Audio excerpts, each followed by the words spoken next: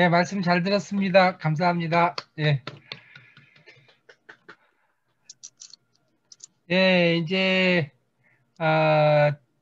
서로 질문하고 논의하는 시간을 갖도록 하겠습니다.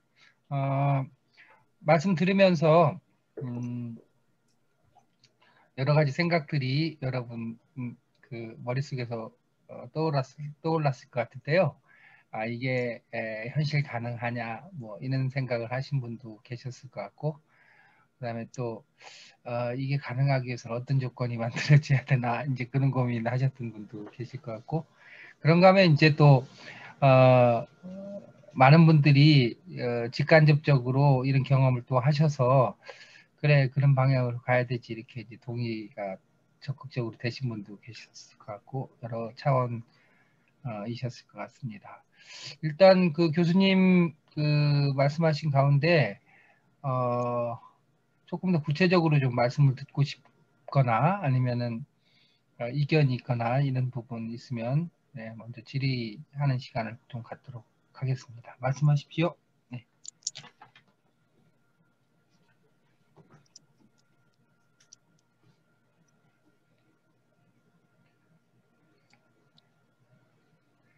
네, 교수님. 네, 유익한 조영순 강의, 네, 전 의장님. 네, 네. 네, 네. 유익한 강의 잘 들었습니다. 근데 제가 오늘 막 좀 허겁지겁 들어와가지고, 저 교육을 들어보니 굉장히 좋은데 자료를 좀 받아볼 수 제가 올려놓을게요. 있을까요? 공론 포럼 방에 네, 네. PPT 조금, 자료를 예, 올려놓겠습니다. 조금 일찍 올려주셨으면 음, 제가 또 교수님 설명하시는 것도 조금 노트도 하고 했으면 더 좋았을 텐데 음, 아쉬움이 되네요. 음. 네, 죄송합니다. 감사합니다. 네, 예. 오세왕 의원님 손 드셨나요? 네. 권영환 선생님도 네, 말씀하실 게 있고요. 네, 오세왕 선생님 의원님 먼저 말씀하십시오. 소리 안 나요. 소리가 안 나요, 오세왕 의원님. 소리. 음. 들리나요? 소리 안 나, 소리. 이제 들려요. 예. 조금 크게. 중간에서 잘 해주셔야 될 것 같아요. 저는 이게 속을 안 했는데. 예, 됐습니다. 이제. 네네네. 먼저 교수님 그 좋은 강의 잘 들었고요. 포위 민주주의라는 게 좀 생소하긴 한데 우리 주변에 늘 있었던 그 같기도 합니다. 그래서 사례를 몇 가지 들어주셨는데 뭐 좀 이렇게 활성화가 아직은 안 된 것 같고요. 제 느낌은 내용은 상당히 좋고 우리한테 필요한데 우리가 현실 속에서 얼마나 많이 이런 소위 민주주의가 제대로 실행되어 있는가 또 이제 공론화는 많이 되고 있지만 진정한 공론장이 열리고 있었는가 하는 그런 걸 다시 한번 생각하게 되는데요. 교수님께서 뭐 학생들을 대상으로 하셨다든지 좀 더 이제 토의 민주주의에 대한 그런 그 사례들 좀 더 있으면 우리가 조금 더 쉽게 접할 수 있는 내용이라든지 있으면 좀 말씀해 주시면 좋겠습니다. 그건 제가 보기에는 그 박철든 대표님께서 하신 네, 그 사부경량 공공의료 예, 예, 확충을 위한 공론화 그 과정이 그 참 좋고 잘 된 것 같아요. 네, 그것은 아마 박 대표님께서 다음 기회에 한번 직접 말씀드리는 게 좋지 않을까 싶고요. 네, 그리고 대전, 광주, 부산 등등 네, 전국에서 지금 이게 활성화되고 있습니다. 조금씩 지역 단위로요. 국가 단위는 아직 되고 있지 않은데 제 생각하기에는 이런 지역 단위로 공론화가 활성화되고 그래서 그 대부분의 지역에서 이런 경험이 있게 되면은 그리고 또 경험하지 못한 적은 한국 사회는 제가 보기엔 빨리 배우기 때문에 네, 지역에서 이런 것이 한두 차례 활성화되면은 국가 차원에서도 우리가 생각했던 것보다 훨씬 빨리 될 수도 네, 있다는 생각이 듭니다. 물론 그것은 뭐 저 같은 사람이 해서는 안 되고 현장에서 직접 일을 만드시는 선생님들께서 네. 하셔야 그런 일이 훨씬 더 빨리 오겠죠. 그래서 공감하고요. 그 제도화가 마지막에 필요하다고 하셨잖아요. 예, 예. 그 제도화를 어떻게 좀 제대로 할 수 있을까요? 뭐 정치인들이 좀 공감을 많이 하면 좋겠는데 법을 예. 만든지. 저 같은 경우 예를 들면 예비 타당성 조사라는 게 있잖아요. 네네. 예타라는 거. 예. 예타라는 걸 여태 그 전문가들만 평가했잖아요. 네네. 그런 걸 가령 뭐 500억 이상, 아니면 1000억 이상 그런 국책사업 같은 경우는 공론화 조사를 통해서 최종 결정을 한다. 이런 것도 하나의 중요한 방법이 될 수 있습니다. 왜냐하면 예타를 하거나 하지 않거나 그게 국가적인 부담이 되지 않습니까? 특히 네. 그 현 정부 들어와서 그렇게 해서 저기 적자하는 경우가 굉장히 많은데 특히 일본 사례를 보고 한국 사례를 볼 때 그건 결국 국가적인 부담이 됩니다. 그런 과정에 시민들이 정당성을 판단하는 과정이 있다면은 그것이야말로 정말 우리 시민들의 삶에 직접적으로 연관이 되는 거잖아요. 네. 그런 것들을 단순한 전문가들이 자신들의 뭐랄까 그 집단이 의해서 결정하지 않도록 하는 중요한 방법이라고 볼 수 있습니다. 바로 그런 것들은 현장에서 활동하시는 그 선생님들이 아이디어를 내주시면 훨씬 풍부하게 다양한 사례에 적용할 수 있을 거라고 봅니다. 네. 그리고 네. 지역에서도 그렇게 충분히 할 수 있지 않습니까? 가령 뭐 지역에 따지면 100억 이상이라든가 50억 이상 사업 같은 경우 지역민의 예타를 위한 공로를 해보자 하는 식으로. 네. 제가 그 조례를 준비하고 있는데 이제 다른 시도에서 몇 가지 조례를 참조해서 만들었는데요. 예. 이제 공장이라든지 이제 단체장이 그 어떤 이제 이슈에 대해서 공론화를 열도록 정제 의지에 따라서 열도록 그렇게 해놨어요. 의무사항이 예. 아니기 때문에 예. 예. 좋은 사례가 이제 쌓이다 보면 예. 좀 제도화가 더 뭐 이렇게 착실히 적극적으로 되지 않을까 싶습니다. 그렇죠. 가령 뭐 경남 사례나 뭐 부산 광주 사례 같은 게 널리 알려지고 저런 쪽은 저런 데는 저렇게 하는데 우리도 해야 되지 않느냐 이런 사회가 많아지면 그런 것 자체가 압력이 되지 않겠습니까? 근데 어떤 단체장도 자기의 권력을 내놓는 것이기 때문에 좋아하지는 않습니다. 네네. 그런데 그 어쩔 수 없는 경우에 대부분의 경우에 어쩔 수 없이 결정을 해야 되는데 자기가 이루지도 못하고 저러지 못한 경우에 어쩔 수 없이 내놓는 경우가 있지만 자기 스스로 먼저 내는 경우는 사실 그렇게 많지는 않습니다. 네. 그러니까 스스로 내려놓게 하는 게 압력이 되겠죠. 그러기 위해서는 성공 사례가 더 많아져야 되겠죠. 네. 네, 감사합니다. 네. 네, 예. 아까 권영환 선생님 손 드셨었죠? 예. 예. 거의 끝났어. 제가 질문 하나 드려보겠습니다. 뭐 지식이 많이 짧은 관계로 질문 자체가 우문일까봐 좀 걱정도 됩니다만은 어쨌든 토의민주주의라고 하셨는데 토의민주주의의 어떤 여러 가지 한계에 문제점을 착안해서 이제 토의민주, 수기민주 이제 얘기가 나오지 않습니까? 근데 어쨌든 이런 토의민주주의에서도 소수 의견, 소수자의 의견이 과연 어떻게 반영이 될까? 지금 이 사회가 너무나 다변하고 다양화된 사회인데 소수자의 의견이 과연 토의민주주의에서도 어떤 식으로 반영될까요? 거기서도 묵살되지 않을까 그런 생각을 하는데 뭐 그게 구현되는 방법이 있을까요? 여기까지 질문입니다. 핵심적인 질문을 하셨습니다. 차이의 정치 주장하는 분들이 바로 그 지점을 비판을 합니다. 특히 예를 들면 미국 같은 경우에 다인종 사회인데요.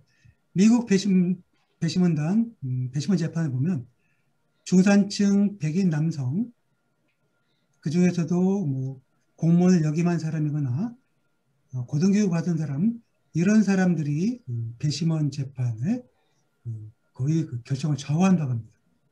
그러니까 흑인, 히스파닉, 동양계 이런 사람들보다 백인 중산층 남성이 장악한다는 거죠. 그래서 결국 토론을 한다 하지만 결국 사회의 주류, 기득권층의 의견이 제일 많이 반영되지 않느냐 게 그 차이 정치 하시는 분들이 비판을 합니다. 그런데 제가 보기에는 바로 그 사회 소수자들이 가장 자기들의 의견을 어필할 수 있는 장이 바로 토요민주주의 장이라고 생각합니다. 왜냐하면 그런 장마저 없으면 그냥 투표로 끝나면 말할 기회조차 없어요. 소수자들은. 그런데 그런 말할 기회가 주어지면 합리적이고 이성적인 사람들 앞에서 그런 사람들을 설득을 하면 평소에는 전혀 말할 기회도 없던 의견이 채택되고 그게 국가 정책으로 될 수도 있습니다. 그래서 대의민주주의, 투표민주주의에서는 전혀 꿈조차 꿀 수 없었던 일을 토요민주주의의 토론장에서는 얻을 수 있습니다. 물론 쉽진 않겠죠. 쉽진 않겠지만 기존의 지금의 민주주의 시스템보다는 훨씬 기회가 많아진다라고 생각합니다. 그런데 요즘 저 의회에서도 비례대표를 선출할 때 대체로 보면 소수자나 또 어떤 뭐 어쨌든 그런 쪽으로 배정을 하면서 그분들이 국회에 나가셔서 사실은 뭐 어떤 식의 언론은 트여져 있다고 보거든요. 이제 활성화되고 더 그런 기회가 많아진다는 말씀에 대해서는 저도 공감하겠습니다. 감사합니다. 예. 네. 예, 계속해서 뭐 궁금한 거나 의견 있으면 말씀해 주시면 될 것 같습니다.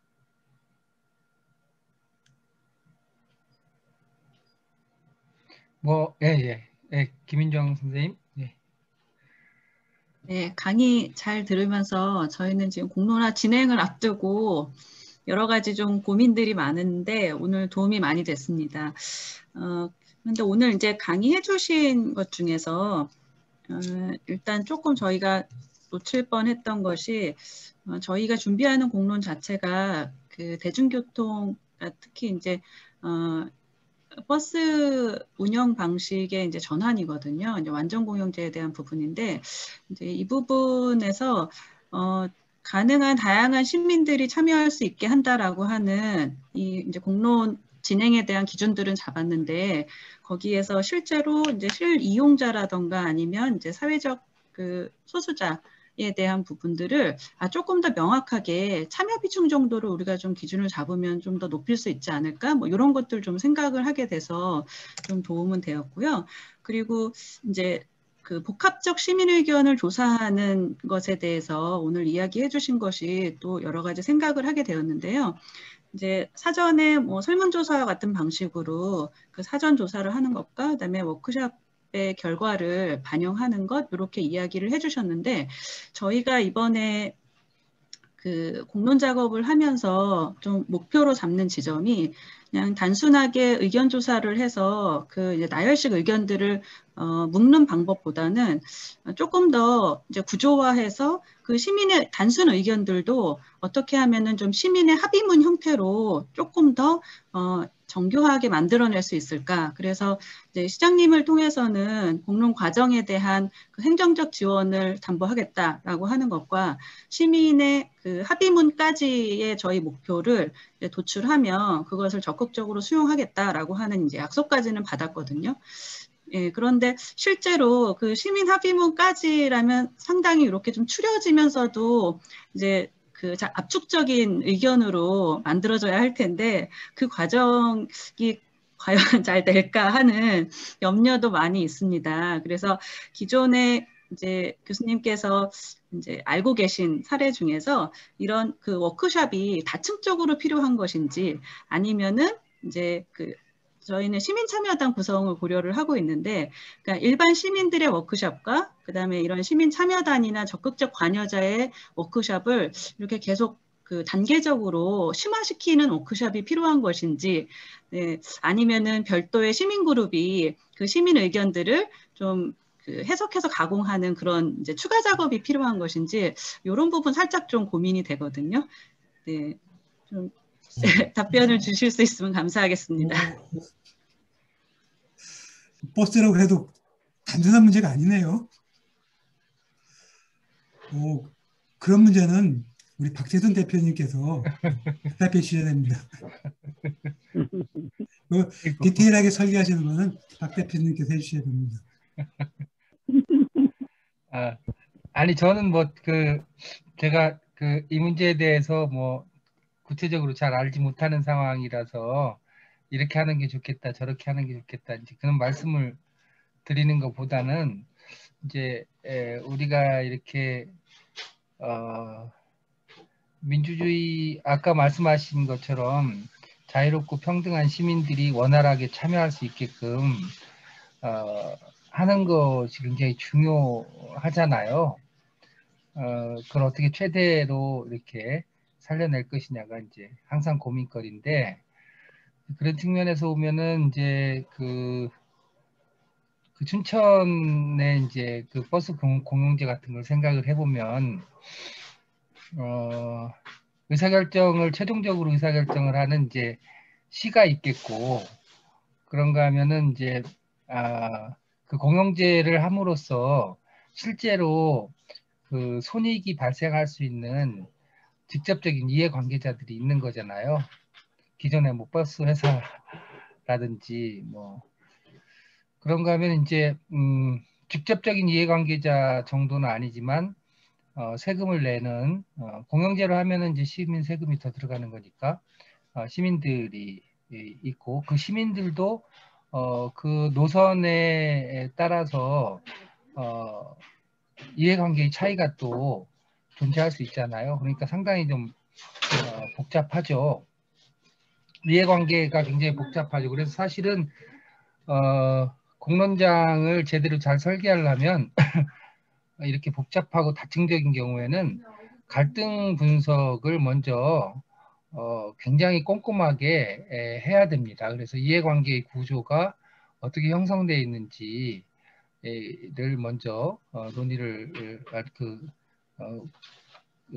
분석을 먼저 해서 이해관계의 질적 차이를 어떻게 반영할 것이냐라고 하는 일종의 인스피레이션 같은 것을 얻어야지 되는 거고 그걸 그냥 아름짐작으로 하면 정교하게 되지 않고 놓치는 사람이 반드시 있게 되죠.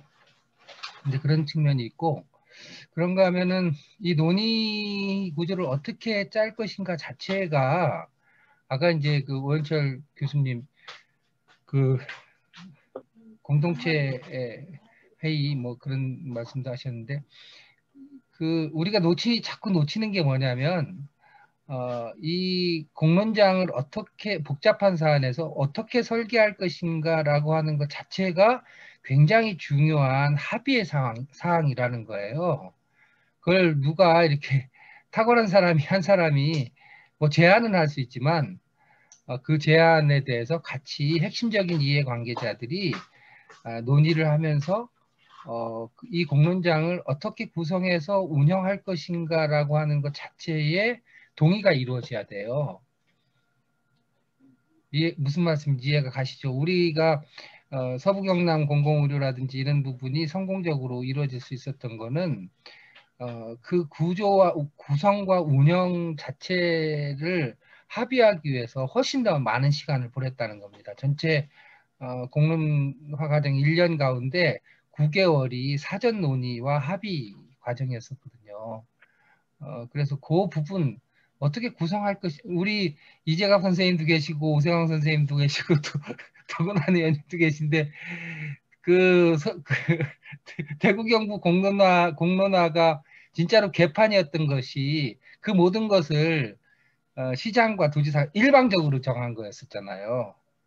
그 구성 또 의제 시간까지도 그 자체에 동의할 수 없으면 출발이 안 되는 거잖아요. 이제 그런 거를 보면 어떻게 할 것인가 자체에 대한 합의력을 높이는 것이 굉장히 중요하다 이제 이런 말씀을 드릴 수 있습니다. 네, 뭐 나머지 얘기는 뭐 또 네. 예, 이동준 선생님. 네. 예, 제가 이제 그 퍼실리테이터로 참여를 많이 하는데요. 퍼실리테이터 하시는 선생님들 많이 계신 것 같아서 구체적인 사례 제가 짧게 광주 도시철도 2호선 할 때 사례를 간단하게 좀 말씀을 드릴게요. 찬성하시는 분들이 한 70% 되고, 반대하시는 분이 한 30% 되고, 찬성하시는 분이 한 30% 정도 되는 사전조사가 있었어요.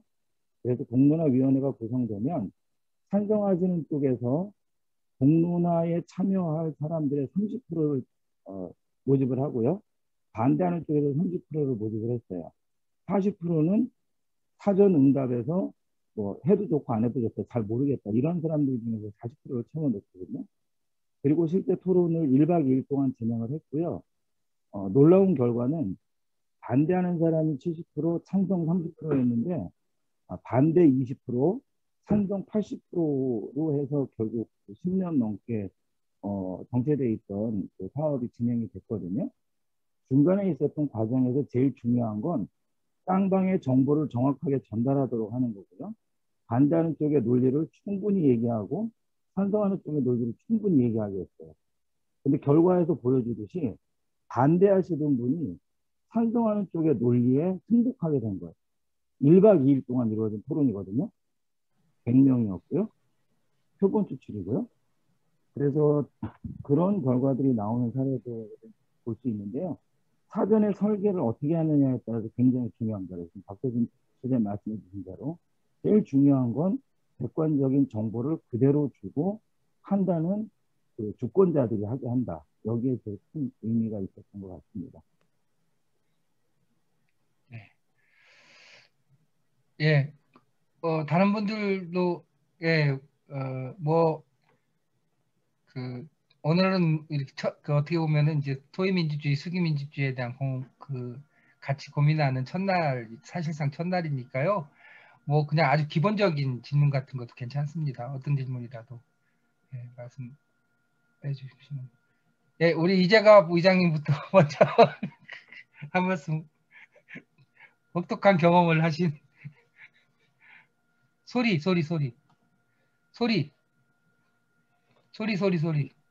예. 여보세요? 예. 예. 정말 오늘 참 의미 있는 시간이었습니다.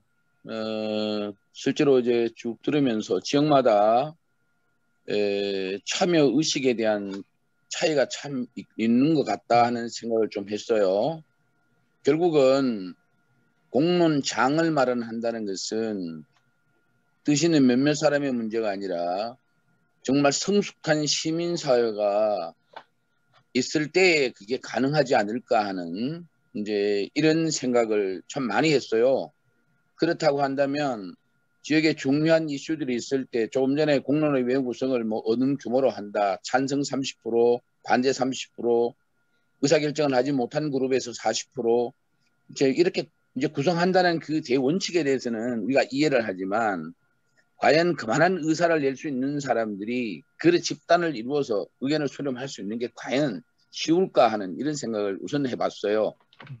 실제로 지역에서 있는 기득권층들이 이미 기득권화되어 있는 제도권들이 우선 그렇게 권한을 내어놔 놓고 공론장을 펼쳐줄 수 있도록 하는 것 이게 참 우선돼야 되는데 그게 쉽지 않겠다는 생각을 또 하면서 참 부끄럽다는 생각을 했고요. 조금 전에 우리 대구의 오세광 의원님 제도화하는 이런 문제에 있어서도 제도화하는 것까지 가긴 과정까지가 야 과연 쉬울까 하는 이런 생각도 좀 해봤어요. 그래서 결국은 이미 많이 진행되는 쪽에서는 이게 당연한 것이고 이렇게 수용이 되지만 또 어떤 곳에서는 이게 자칫하면 이상이다 하는 이런 생각을 할 수도 있겠다 이런 생각을 했습니다. 아무쪼록 오늘 귀한 시간에 많은 좋은 공부를 했는데 저는 일단 그 제도화하는 쪽에 대한 얘기를 좀 더 관심을 가지고 보고 정보를 좀 더 얻고 우리 지역 내에서 제도화가 가능한 쪽으로 뭔가를 좀 역할을 할 수 있다면 하는데 오늘 이 첫 시간이 출발하는 시간이 좀 되는 것 같아서 굉장히 우리 박태순 우리 위원장님께 감사하다는 말씀 드리고 국교를 발표하신 오 교수님에도 감사하다는 말씀 드리겠습니다. 고맙습니다. 예, 그 말씀을 조금 드려야 되겠네요. 오세광 의원님 또 이재갑 의원님뿐만 아니라 여기 이제 오늘 참여하신 분들 가운데도 이제 조영순 전 의장님을 비롯해서 이 공론장과 관련된 제도화를 어떻게 할 것이냐라고 하는 것에 관심이 굉장히 많으세요. 예. 그리고 많은 노력들이 이루어지고 있는데, 근데 이제 지금 이제 뭐 그 인천이라든지 이제 행정부에서도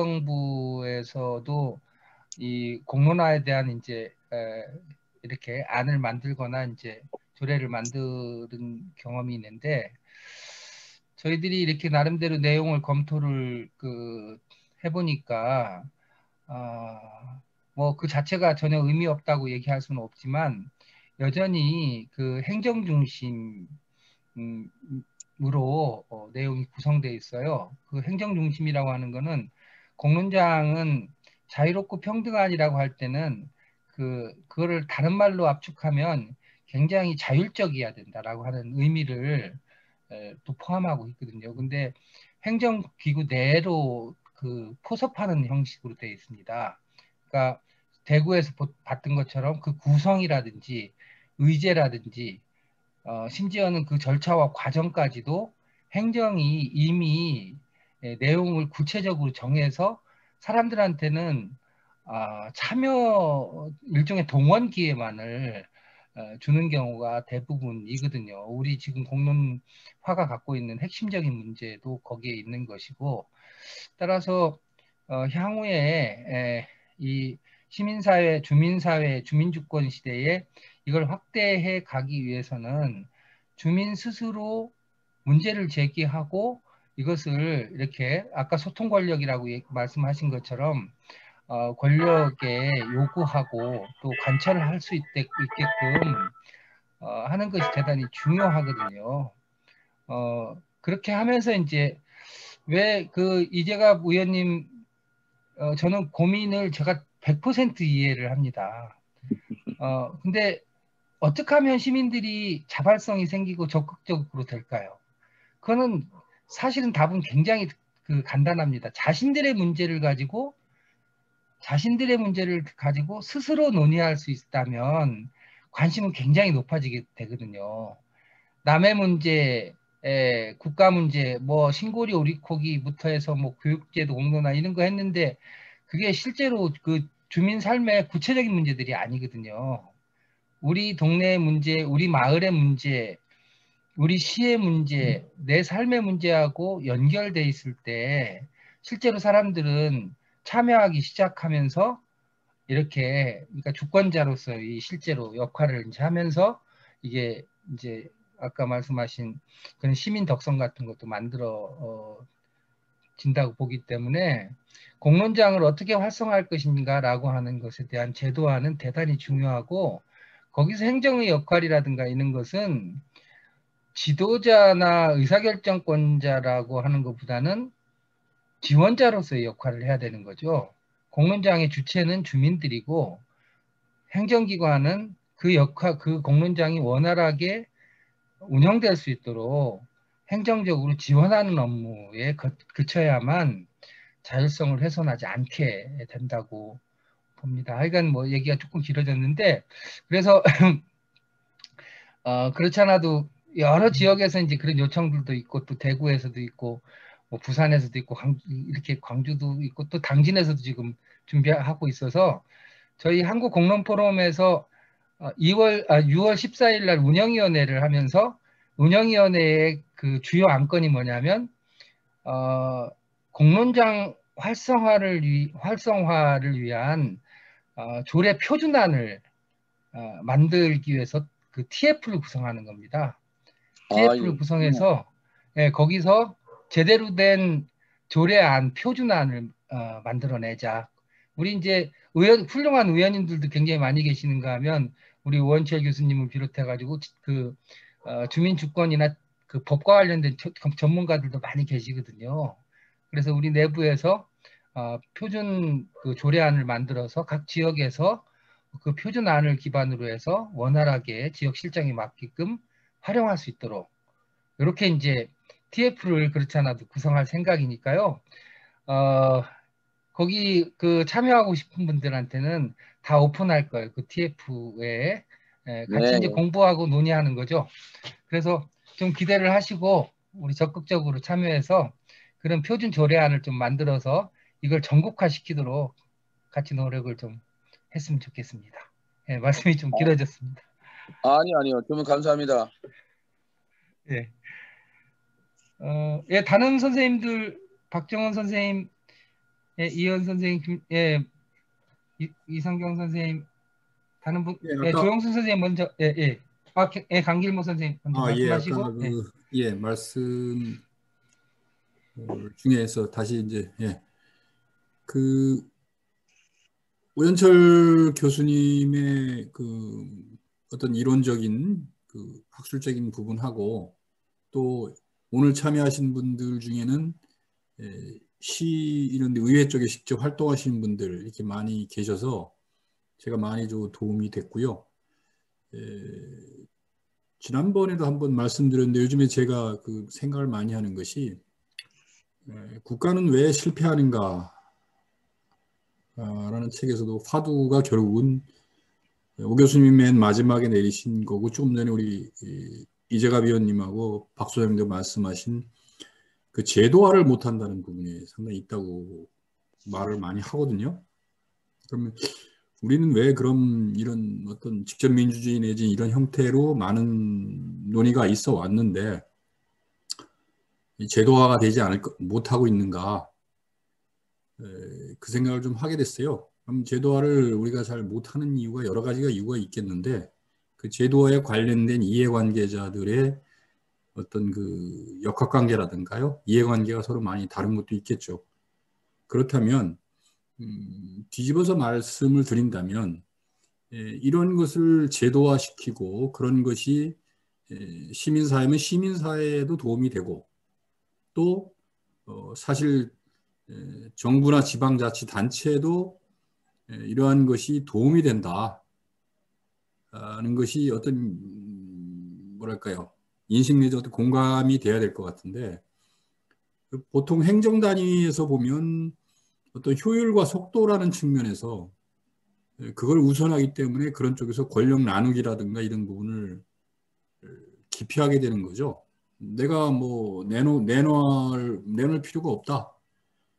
그런 부분이 있다고 생각되기 때문에 그러한 쪽에서도 이런 공론화라든가 이런 뭐랄까요 토의민주주의 이런 부분들이 당신들이 일하는 데 있어서 도움이 된다 하는 것을 우리가 어떻게 설득하고 만들어갈 것이냐 하는 측면이 굉장히 또 하나의 중요한 측면도 되고 그럼 시민사회라는 측면에서 볼 때는 물론 뭐 그 맡고 계신 시의회나 이런 분들의 노력도 굉장히 중요하겠지만 또 하나의 측면에서는 어떻게 하면 우리가 시민들한테 기회를 좀 제공할 것이냐 어떻게 기회의 장을 만들어서 시작할 것이냐 하는 뭐 여러 가지 측면이 있을 거라고 생각이 드는데요. 우리 오 교수님 보실 때 이제 제도화를 말씀하셨는데 그 제도화에서의 가장 어떤 뭐랄까 먼저 시작돼야 된다고 할까요? 어떤 그 뭔가 어떤 토대가 돼야 된다고 할까요? 그런 부분은 선생님은 어떻게 생각하시는지를 좀 듣고 싶습니다.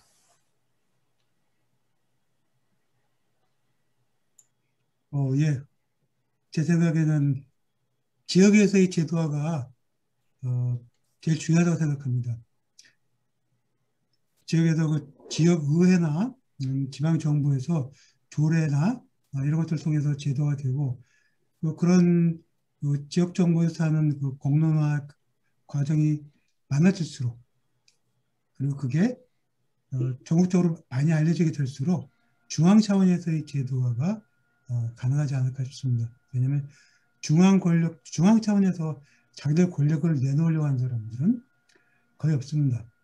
예를 들면 현 정부 들어와서 있었던 두 번의 공론조사 신고리 오리코기는 문재인 대통령이 건설 중단한다고 했다가 선거 공약을 내세웠었죠. 근데 핵산업 이익단의 로비가 워낙 강했을 겁니다. 반대도 많았을 거고. 그러니까 이러지도 저러지도 못할 때 그냥 공론조사에 쉽게 말하면 던져준 거죠. 어떻게 보면은 그 자기 선거 공약을 스스로 스스로 선거구역을 시청하지 않고 공론조사에 맡겨버리는 볼 수도 있습니다. 교육정책 같은 경우는 어떻게 해도 진퇴양난에 빠지고 어떤 결론이 나와도 욕먹기 쉬울 그런 정책입니다. 그래서 자기에게 올 데미지를 최소화하기 위해서 그것도 공론조사에 던진 것이라고 평가할 수 있습니다. 물론 그렇다 하더라도 공론조사가 잘 됐다면은 그러니까 우리 그 토미지 입장, 그다음에 권능강 입장에서는 좋은 계기가 되었을 텐데 그렇지도 못했기 때문에 조금 아쉽습니다.